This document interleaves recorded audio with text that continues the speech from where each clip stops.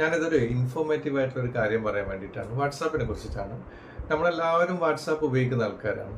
അപ്പോൾ നമുക്കിപ്പോൾ ഒരു അൺനോൺ നമ്പറിലേക്ക്, അതായത് നമുക്ക് ആർക്കെങ്കിലും നമ്മളെ കോണ്ടാക്ട്സിൽ ഇല്ലാത്ത ഒരാൾക്ക് വാട്സാപ്പ് ചെയ്യണമെങ്കിൽ അതിനൊരു എളുപ്പമാർഗം എന്താണെന്ന് വെച്ചാൽ, നമ്മൾ ആദ്യം നമ്മളെ നമ്പറിലേക്ക് തന്നെ ഈ നമുക്ക് ആർക്കാണോ വാട്സാപ്പ് ചെയ്യേണ്ടത് ആ നമ്പർ ടൈപ്പ് ചെയ്തിട്ട് സെൻഡ് ചെയ്യുക.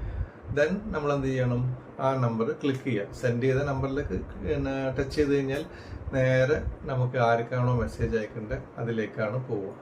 അപ്പോൾ ഇത് എല്ലാവർക്കും അറിയില്ല, എന്ന് അറിയുന്ന ഒരുപാട് ആൾക്കാരുണ്ട്.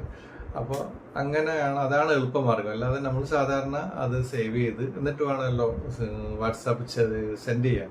അപ്പോൾ ഇത് ഒരു എളുപ്പമാർഗമാണ്. പിന്നെ അതേപോലെ തന്നെ ഗൂഗിൾ പേ ചെയ്യുന്ന സമയത്തും ശ്രദ്ധിക്കണം. പ്രത്യേകിച്ച് ബിസിനസ്സുകാർ എപ്പോഴും വാട്സാപ്പിലാണ് നമ്പർ സെൻഡ് ചെയ്യുക. ഇപ്പോൾ നമ്മളിപ്പോൾ നമ്മുടെ കോണ്ടാക്ട്സിലെ നമ്പർ ആണെങ്കിൽ പോലും ടൈപ്പ് ചെയ്തിട്ട് അയക്കുക.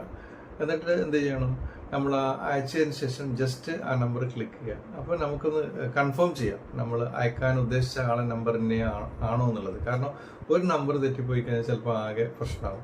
സാമ്പത്തിക ഇടപാടിൻ്റെ കാര്യമല്ലേ. അപ്പോൾ ഒന്ന് ശ്രദ്ധിക്കുന്നത് നല്ലതാണ്. ടൈപ്പ് ചെയ്തിട്ട് അയക്കുക, എന്നിട്ട് അവരോട് ഇതിലേക്ക് ഇടാൻ പറയും. പ്രത്യേകിച്ച് പേരും കൊടുക്കുക. ഇത്തരം കാര്യങ്ങളൊക്കെ അതൊക്കെ സാധാരണ ശ്രദ്ധിക്കുന്നതാണ്. എന്നാലും എപ്പോഴും ഈ നമ്പർ ടൈപ്പ് ചെയ്ത് അയച്ചതിന് ശേഷം ഒന്ന് ജസ്റ്റ് നമ്മൾ തന്നെ ഒന്ന് ചെക്ക് ചെയ്യുന്നത് നല്ലത്. Okay, by.